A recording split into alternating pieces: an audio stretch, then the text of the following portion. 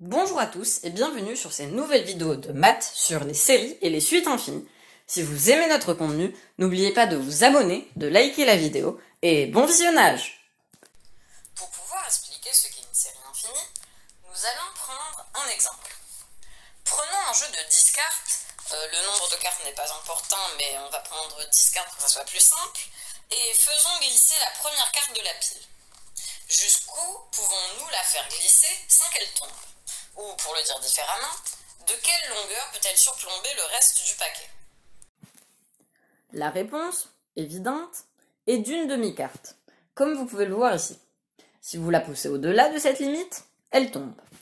Le point de basculement correspond au centre de gravité de la carte, qui se situe à son milieu.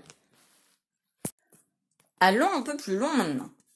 En gardant la première carte déjà poussée jusqu'à sa moitié, glissons la deuxième carte, celle juste en dessous, sans que les deux tombent. Quel surplomb total pouvons-nous obtenir alors avec ces deux cartes? Jusqu'où pouvons-nous les faire pousser sans qu'elles tombent? Cela demande déjà un peu plus de réflexion. L'astuce ici est de considérer ces deux cartes comme une seule et même entité. Où se trouve le centre de gravité de cette entité?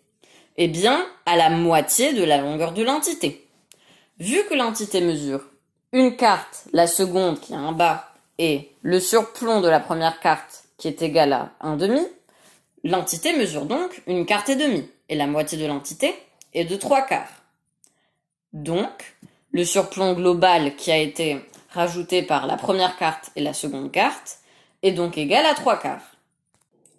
Remarquez que la première carte dépasse toujours d'une demi-longueur de la deuxième. C'est l'entité formée par les deux cartes que vous avez déplacées. La première carte dépasse du coup maintenant de 1/2, comme avant, et nous avons également déplacé la seconde carte qui a augmenté le surplomb total d'1/4. Nous avons donc obtenu 3/4. Mais continue. Si nous regardons maintenant jusqu'où nous pouvons pousser la troisième carte, vous remarquerez qu'on ne peut la pousser que d'1/6 de sa longueur. Effectivement, en utilisant l'astuce que j'ai utilisée précédemment, on considère alors les trois cartes comme une seule entité, dont le centre de gravité se trouve alors toujours au milieu. On peut alors déplacer l'entité d'1/6 de plus vers la droite. Voilà ce que l'on obtient. En calculant maintenant le surplomb total, on obtient 1/2 de la première carte plus 1/4 de la seconde carte plus 1/6 de la troisième carte, ce qui nous fait un surplomb cumulé de 11/12 de carte. Peut-on arriver à un surplomb de plus d'une carte? Oui, on peut. La carte suivante, la quatrième, pourvu qu'on la pousse avec précaution, apporte 1/8 de longueur de carte supplémentaire. Je ne vais pas refaire le calcul. Vous pouvez me faire confiance ou refaire le raisonnement que j'ai mené pour les trois premières cartes. Avec 4 cartes, on obtient alors un surplomb de une demi-carte plus 1/4 plus 1/6 plus 1/8, ce qui nous fait au total une carte et 1/24 de carte. Si l'on continue, le surplomb s'accumule alors ainsi.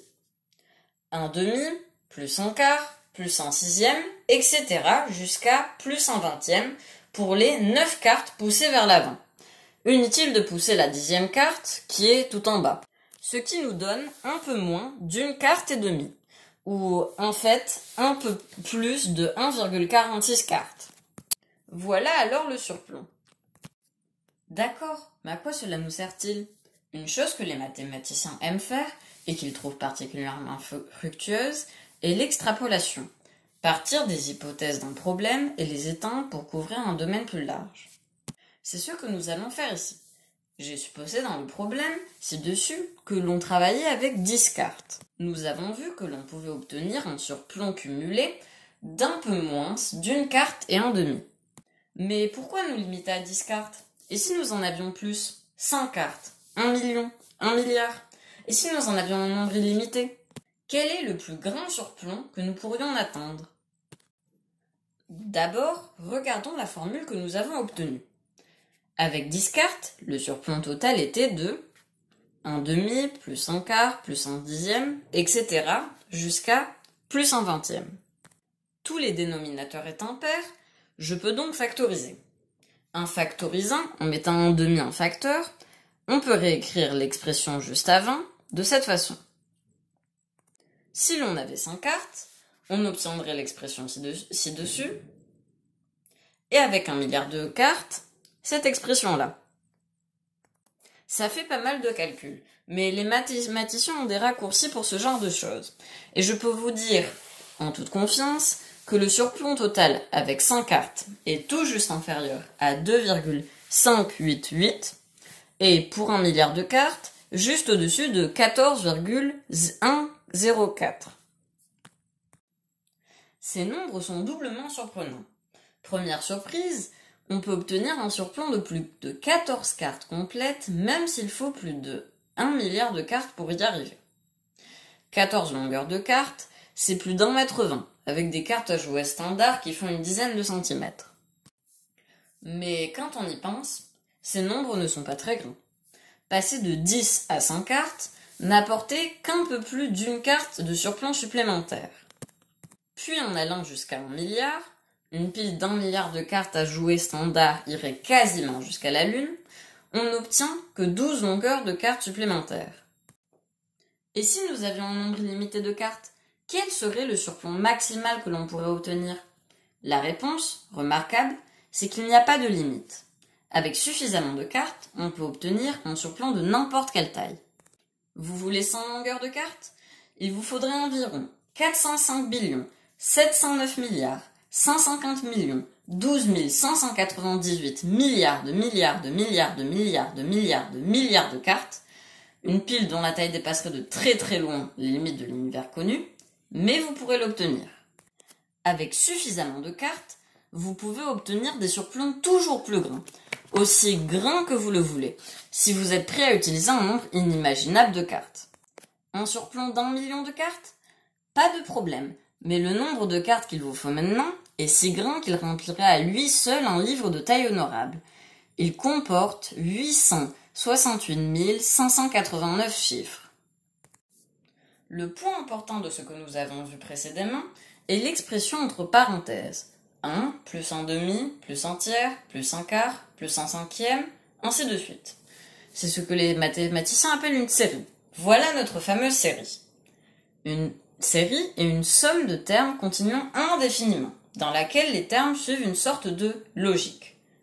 Par exemple, dans cette série, les termes 1, plus 1 demi, 1 tiers, 1 quart, 1 cinquième sont les inverses des nombres ordinaires.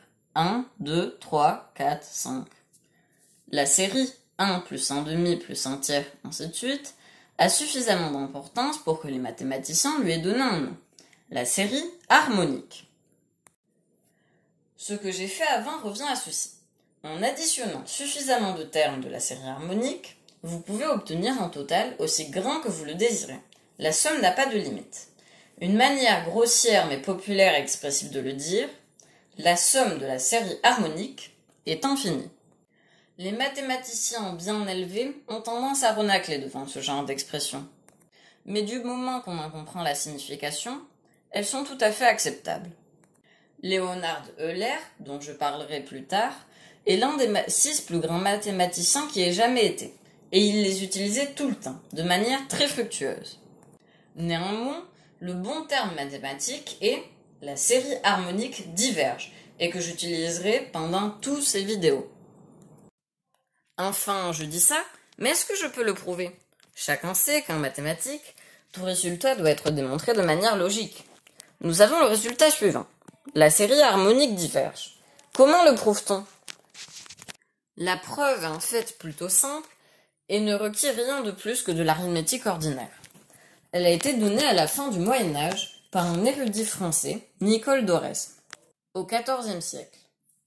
D'Oresme remarqua que 1 tiers plus 1 quart était plus grand qu'un demi, et aussi 1 cinquième plus 1 sixième plus 1 septième et plus 1 huitième, et aussi que 1 neuvième plus 1 dixième plus 1 onzième plus 1 douzième plus 1 treizième plus 1 quatorzième plus 1 quinzième plus 1 seizième, etc. Autrement dit, en prenant 2 termes, puis 4, puis 8, puis 16, etc., on peut réorganiser la série en nombre infini de blocs, tous supérieurs à 1/2. La somme doit donc être infinie. Ne soyez pas gênés par le fait que la taille des blocs augmente très rapidement. Il y a de la place à l'infini, et quel que soit le nombre de blocs que l'on considère, le bloc suivant est toujours là à atteindre, bien défini. On trouvera toujours 1/2 supplémentaire à ajouter, et cela signifie donc que la somme totale augmente sans limite. Malheureusement, la preuve d'Oresme s'est quelque peu égarée pendant ces derniers siècles. Pietro Mangoli redémontra le résultat en 1647, en utilisant une méthode différente. 40 ans plus tard, Jean Bernoulli le prouva encore d'une autre manière, et peu après, le frère aîné de Jean, Jacob, en donna une 4e preuve. Aucun des trois ne semble avoir eu connaissance de la démonstration d'Oresme, datant du XIVe siècle. C'est l'un des rares accomplissements connus des mathématiques médiévales. La preuve d'Oresme demeure cependant la plus simple et la plus élégante, et c'est elle qui figure généralement dans les livres. Malgré cela, ce qui est le plus étonnant au sujet des séries, ce n'est pas que certaines d'entre elles divergent, mais justement le fait que bon nombre ne divergent pas. Si vous additionnez une infinité de nombres, cela paraît normal que vous obtenez un résultat infini, non? On peut facilement illustrer le fait que ce n'est pas toujours le cas. Voici un exemple que j'illustrerai avec des tartes. Commençons par prendre une tarte, puis une demi-tarte, puis un quart de tarte, puis un 1/8 de tarte, et ainsi de suite. Cela se voit assez clairement que ça ne tend pas vers l'infini. Mais alors, vers quel nombre cette série devrait tendre? Calculons donc le déplacement total effectué. Nous obtenons 1 plus 1/2 plus 1/4 plus 1/8 plus 1/16, c'est-à-dire, comme vous pouvez le voir, 31/16, soit 1 plus 15/16. Clairement, si vous continuez comme cela, en divisant la distance par 2 à chaque fois, vous vous retrouvez de plus en plus près du 2. Vous ne l'atteindrez jamais vraiment, mais vous pourrez vous en rapprocher autant que vous voudrez. À 1 millionième d'unité, 1 milliardième, 1 milliardième de milliardième de milliardième d'unité, nous pouvons donc exprimer cette série sous la forme 1 plus 1/2 plus 1/4 plus 1/8 plus 1/16, etc. est égal à 2. Évidemment, il est sous-entendu qu'il y a une infinité de termes dans le membre gauche de l'équation. Ce que j'essaie de mettre en évidence ici, c'est la différence entre la série harmonique et celle-ci. Dans le cas de la série harmonique, j'additionne un nombre infini de termes et j'obtenais l'infini. Ici, j'additionne un nombre infini de termes et j'obtiens 2. La série harmonique diverge, celle-ci converge. On ne peut pas négliger l'importance de la série harmonique, mais en général cependant, les mathématiciens sont plus intéressés par les séries convergentes que par celles qui divergent. Il est important, en mathématiques, de savoir où l'on se trouve, dans quelle région de ce vaste domaine on est en train d'explorer. La zone dans laquelle on rencontre des séries infinies est celle que les mathématiciens appellent analyse. Il fut un temps où l'analyse était d'ailleurs considérée exclusivement comme le domaine de l'étude de l'infini, c'est-à-dire l'infiniment grand, l'infiniment petit et l'infinitésimal. Quand Leonhard Euler écrivit le premier grand livre d'analyse en 1748, il l'intitula d'ailleurs Introductio in Analysin Infinitorium, qui se retranscrit en Introduction à l'analyse de l'infini. Cependant, les notions d'infini et d'infinitésimal créèrent de sérieux problèmes en mathématiques au début du XIXe siècle, et elles furent finalement toutes deux importées par une grande réforme. L'analyse moderne n'admet pas ces concepts, mais ils persistent dans le vocabulaire des mathématiques et je ferai usage du terme infini dans ces vidéos. Il ne s'agit toutefois que d'un raccourci de langage, pratique et imagé, utilisé pour des concepts plus rigoureux. Toute assertion mathématique contenant le terme infini peut être reformulée sans lui. Quand je dis que la somme de la série harmonique est infinie, ce que je veux vraiment dire, c'est que la somme de la série harmonique finit par dépasser tout nombre S, aussi grand qu'il soit. Vous voyez, pas d'infini. Toute l'analyse a été réécrite dans ce type de langage au cours du deuxième tiers du XIXe siècle. Toute assertion ne pouvant être ainsi réécrite est exclue des mathématiques modernes. Certaines personnes peuvent se demander, par exemple, Que vaut l'infini divisé par l'infini? On ne peut alors que leur répondre: les mots que vous venez de prononcer n'ont pas de sens. Ce n'est pas une phrase mathématique. Vous parlez de l'infini comme si c'était un nombre. Or, l'infini n'est pas un nombre. C'est comme s'il demandait: que vaut la vérité divisée par l'intelligence? Personne n'en a la moindre idée. Cela n'a aucun sens. Je ne sais diviser que des nombres. L'infini, la vérité, l'intelligence ne sont pas des nombres. Quelle définition moderne de l'analyse peut-on donner alors? L'étude des limites conviendra ici. Le concept de limite est au cœur de l'analyse. Tout le calcul différentiel, par exemple, qui consiste la majeure partie de l'analyse, repose sur l'idée de limite. Maintenant, parlons des suites. Les suites sont des objets mathématiques très proches des séries, mais ils possèdent quelques différences. Prenez là par exemple la suite de nombres suivantes. 1 sur 1, 3 demi, 7 cinquièmes, 17 douzièmes, 41 vingt-neuvièmes, 99 soixante-dixièmes, etc. Chaque fraction est construite à partir de la précédente avec une règle simple. Ajoutez le haut, le numérateur, et le bas, le dénominateur, pour obtenir le nouveau bas, dénominateur. Ajoutez le numérateur et 2 fois le dénominateur pour obtenir le nouveau numérateur. Cette série converge vers la racine carrée de 2. Si vous élevez le 99 soixante-dixième à la racine carrée, par exemple, vous obtenez à peu près 2. On dit que la limite de la suite est racine carrée de 2. Voici un autre exemple. 4 unièmes, 8 tiers, 32 neuvièmes, 128 45e, 768 225e. Pour obtenir le énième terme de cette suite, si n est un nombre pair, ça veut dire qu'il est placé de telle façon à ce qu'il soit un pair dans le classement dans l'ordre, multipliez le terme précédent par n sur n plus 1. Si n est impair, donc dans tous les autres cas, multipliez le terme précédent par n plus 1 sur n. Cette suite converge vers pi. La dernière fraction dans la liste ci-dessus vaut 2,9. Cette suite converge très lentement. En voici une autre.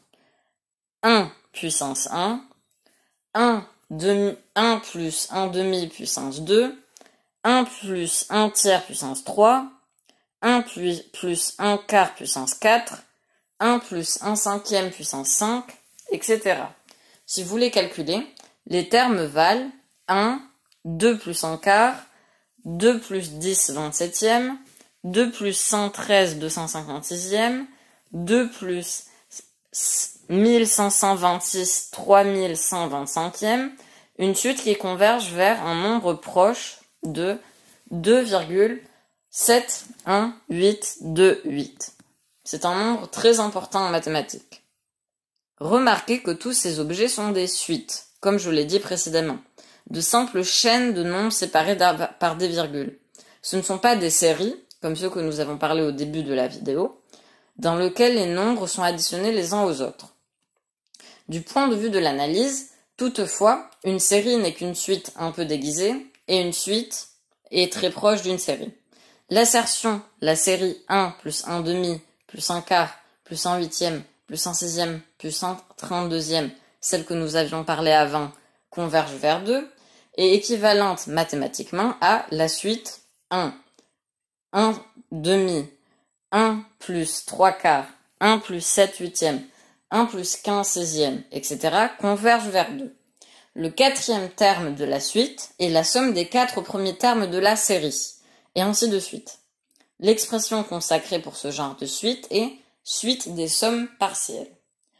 De même, bien sûr, l'assertion la série harmonique diverge est équivalent à la suite 1, 1 plus 1 demi, 1 plus 5 sixième, 2 plus 1 douzième, 2 plus 17 soixantième, etc. divergent. Où le énième terme de la suite est égal au terme précédent plus 1 sur n, comme nous avions vu.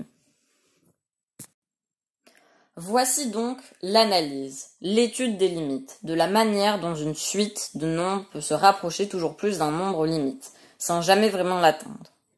Si je dis que la suite continue pour toujours, je veux dire que quel que soit le nombre de termes que vous écriviez, je peux toujours en écrire un suivant. Si je dis que la suite a pour limite a, je veux dire qu'aussi petit que soit le nombre x de votre choix, à partir d'un certain point, la différence entre a et tout nombre de la suite est inférieure à x.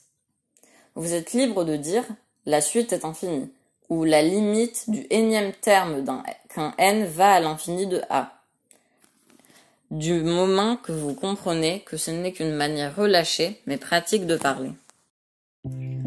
Voilà pour cette vidéo, j'espère qu'elle vous a plu. N'oubliez pas à vous abonner, à liker la vidéo si vous avez aimé et à suivre notre contenu. Merci beaucoup et au revoir!